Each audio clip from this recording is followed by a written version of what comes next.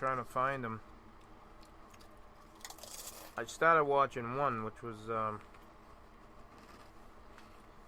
what's that guy's name? Joe. Wait a minute, I'm almost there. Oh, Sativa. Sour Diesel is possibly going to be coming soon. Yeah, I think tomorrow. Really? Yep. At the moment, I only have that fucking one bottle that you got. No, nothing else.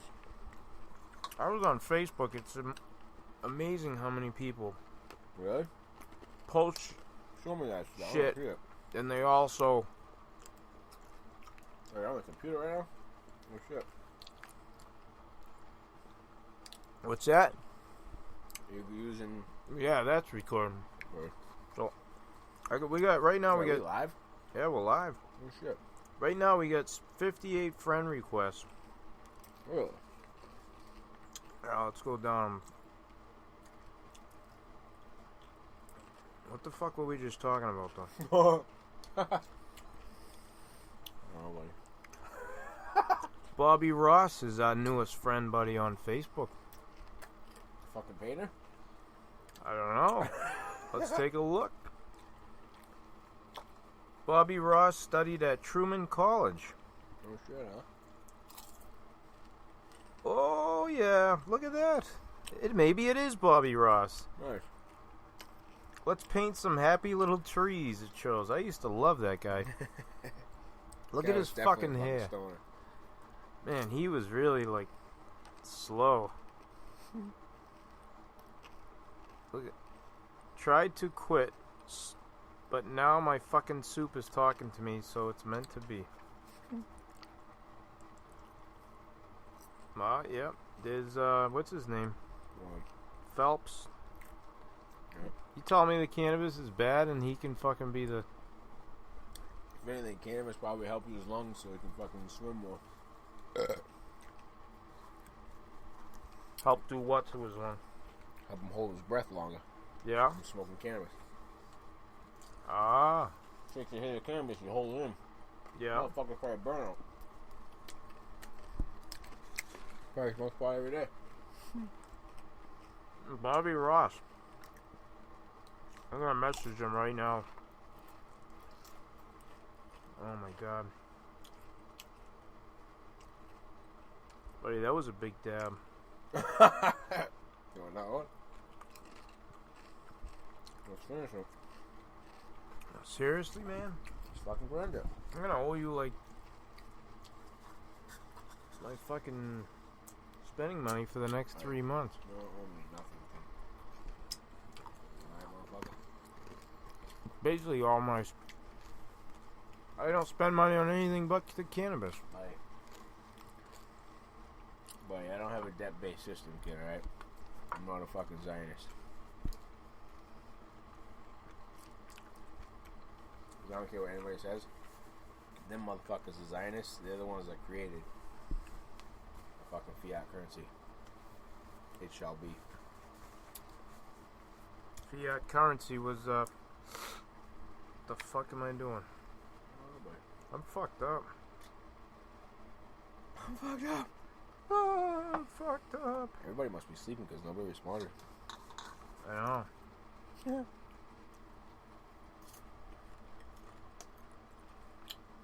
I like how the fan's right next to the fucking fire detector. They did that. Like you guys could have just fucking angled it a little bit, like fucking. Isn't it funny? Don't worry, I'll just clean it up at the end. Fucking mess over there, so. I know. I'll clean it up at the end.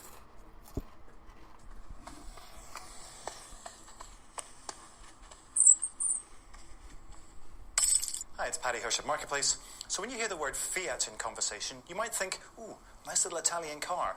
Well, when it comes to money, I'm sorry, but nice little Italian cars are not what we're thinking of.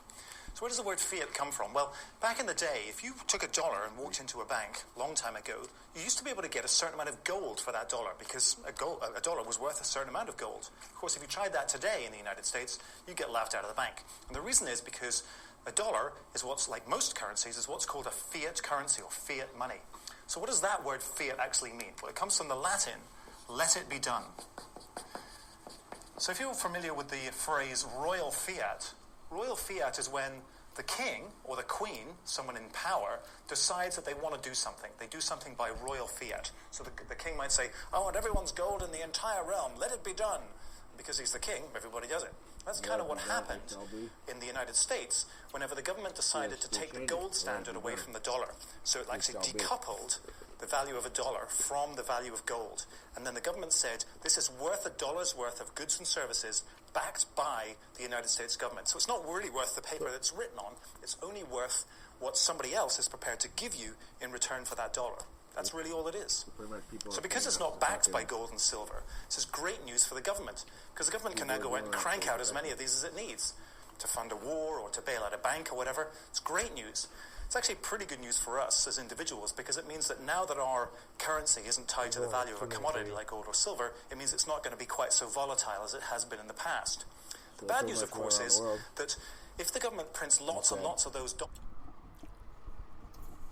either you take over this fiat currency system, or they do a... Wait, you want this cookie? No, it's all yours. Really? Thank you, buddy. You're gonna fucking knock. Yeah, alright. I'll get the vacuum down here. Fucking...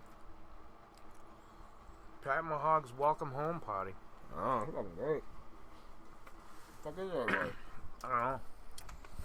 It's late, buddy. Huh? You gotta go to work. I gotta go to bed. I'm gonna cut it soon, buddy. Yeah, that's fine. You getting tired? No. It's still early. I gotta be up at 6. Word. Buddy. So the fiat fucking currency. Oh, excuse me. Right now, shit hits the fan. We go to the bank to get our money. I know. People don't realize that because of this fiat currency, you got this printing machine that just keeps printing dollars. You don't realize simple economics.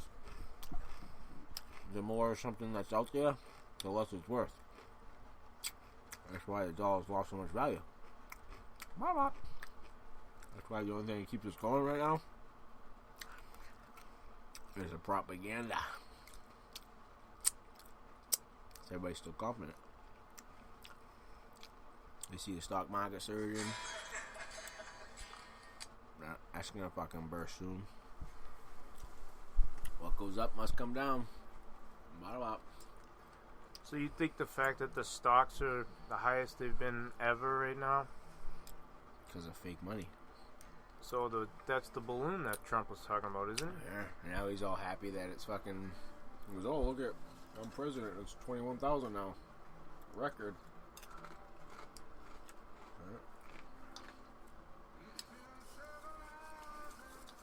I mean, Trump's done some good things, but a lot of shit I don't understand what the fuck he's doing.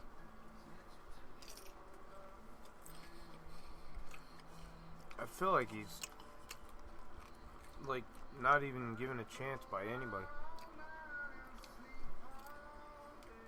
But some of the people in his cabinet just seem like fucking... I give him this. He's already done more good in a few, you know, like in a little time than fucking Obama did in 8 years. Yeah, he's gone right to work. I don't like all this fucking spending for a fucking wall. I don't think a wall's gonna work. No? Oh, how do you find ways around it? Yeah, finish that off. It's gonna take so long to build a fucking wall and so much fucking money. Why don't they do a simpler way? But if you got a wall that's 20 feet high and it goes from one end to the other, how do you have people go around it? I know, but nowadays, Nowadays, dude, you don't need a wall. With the technology we got? Technology you got, Kimmy? You don't need a fucking wall. All that is Trump is gonna make people rich making that wall. I know it's good. It's gonna help the economy, but I don't think it's gonna be fair game. So you think his major goal is to... You done? Or you want the rest? Yeah, man, I'm sorry, but I just don't like all the fucking Zionists he has on his fucking team. Not good. I mean, if they just fucking... See, that's the thing people don't understand. Like, Israel just fucking does what they want. Like, they're just fucking bulldozing houses as we speak right now. Taking people's houses left and fucking right. Just because they voted that resolution, no, he's still fucking doing. He's still doing it. You know, just like they fucking bombed the fucking USS Liberty, and there's not a fucking peep of it. You know, they get away with it. It's like all the Israelis that got arrested on 9/11. They were fucking detained for like 60 to 100 days, and they got all released. All back home, flying first class, baby. What the fuck? And then they laugh when they get home. They laugh about it. Come on, people, wake the fuck up. We gotta make a change, man. Like, I wanna like fucking. And as soon as you start saying shit, people are like, "Oh, you're anti-Semite." You know what, motherfuckers? Jesus was an anti-fucking Semite. You heard me? And his name wasn't fucking Jesus because there's no J in fucking Hebrew back then, okay? His name was Yeshua. So suck on that. Jesus was a creation. Afterthought. Pat Mahog, I'm going to play a quick 3-minute video of our buddy, brother Nathaniel. Yeah, my boy. Listen up. When I accepted Jesus as the Jewish Messiah, my mother had a fit. She immediately took me to Rabbi Sadowitz, known in Jewish circles as a scholar, to talk me out of it. Tell my son why the rabbis don't believe in Jesus, my mother said to the rabbi. The rabbi looked very sagacious, tapped his fingers on his desk, raised his eyes and said, "There's no such thing as a Messiah. It's a crutch for weak people." My mom was hoping for something better, something theological, not psychological. So she took me to the Lubavitcher rabbis, hoping that they would talk me out of it. They had a whole different tactic. I had to first experience Yiddishkeit, immerse myself in Shabbatons and lots of kosher food, and once I really felt Jewish, I could then be convinced that Jesus was not the Messiah. I was only 21 and gave it a go, more so to get my mom off my back. I remember my first Shabbaton. After synagogue, we went to Rabbi Kass's house for a Shabbos meal. We sat around a big table, about 9 of us and some other rabbis. Right in the middle of eating gefilte fish, one of the rabbis, built like a stalker, began banging his fist on the table and singing Yifrak Mamayov Tzadik, a Hebrew song about the coming of the Messiah from Psalm 72. Everyone started... Uh-oh. Yeah, eyes over. I thought I charged that thing. So, maybe you can... Brother Nathaniel... What happened? started banging their fists on the table until the rabbi, after a few guzzles of wine, started getting violent. I thought the table was going to break from his banging. And I said to myself, if this is Jewish, get me out of here. Then came the Shabbos sermon. Moshiach is at the doors and Tzaddik shall flourish. I love this guy. The Jewish kid next to me pointed to a picture on the wall. It was Menachem Schneerson, the head Rebbe. I soon learned that his followers believed he was the Messiah. But he wasn't born in Bethlehem like the Bible says, I refuted. He was born in Russia was the answer. So much for proof texts. Well, I wasn't convinced. And after a year of Yiddishkeit, I still believed in Jesus. Still do today. where after Menachem Schneerson died in 94, all the Hassids who believed he was Messiah sat around his grave hoping he'd rise from the dead. The question is, will the Rebbe resurrect as the Messiah or not? He didn't. So why don't the rabbis believe in Jesus? They either